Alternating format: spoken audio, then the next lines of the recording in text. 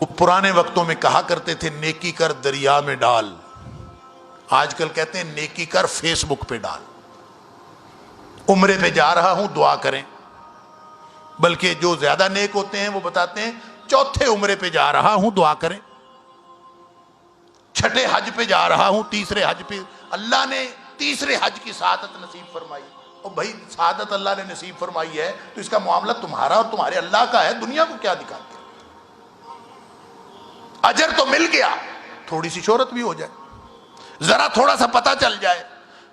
کیا خیال ہے کہ یہ جو جس نیکی کو ہم برباد کر رہے ہیں اپنی شہرت کی غرض سے، جو شخص بھی لوگوں کے سامنے تذکرہ کرتا ہے، یہ فیس بک تو اب آئی ہے نا۔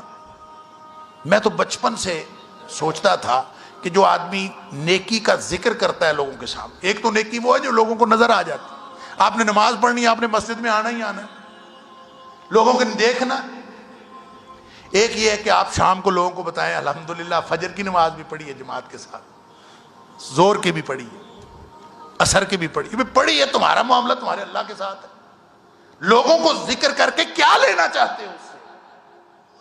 تو یہ جو نبی پاک صلی اللہ علیہ وسلم فرمایا نا، ما کان لہو خالصا، جو خالص اللہ کے لیے ہو، ہم سے اصل میں تقاضا ہی خالص کا کیا گیا ہے۔